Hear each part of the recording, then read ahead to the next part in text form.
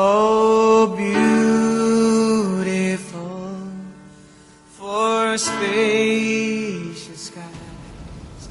We honor every soldier, sailor, airman, Marine, and Coast Guardsman who gave some of the best years of their lives to the service of the United States and stood ready to give life itself on our behalf.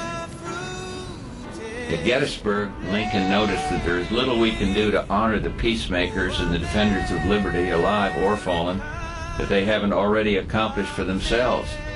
And rather, he said, it is for us here to be dedicated to the great task remaining before us, that from these honored dead we take increased devotion to that cause for which they gave the last full measure of devotion, and that we here highly resolve that these dead shall not have died in vain.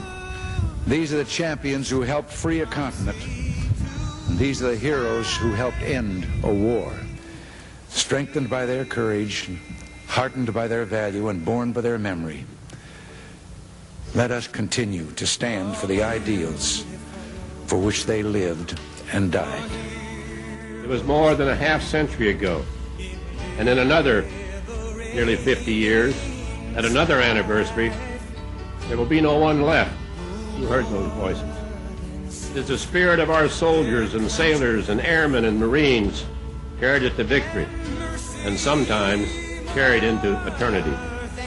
We owe them a debt.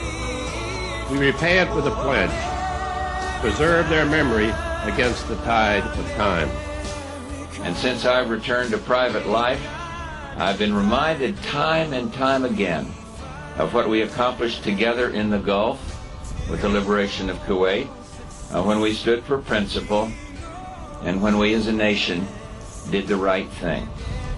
We heard the voices of friends, voices that still haunt and comfort the memory of veterans, voices of confidence and voices of fear, voices that ended in a moment, in a place far from home. I can hear them as if it were yesterday, frozen in time by the intensity of the experience we shared, forever bold, forever determined, and forever young. These are the hidden heroes of a peaceful nation. Our colleagues and friends, neighbors and family members who answered the call and returned to live in the land they defended. Our whole nation honors every patriot who placed duty and country before their own lives, and all who've worn that uniform have won the thanks of the American people.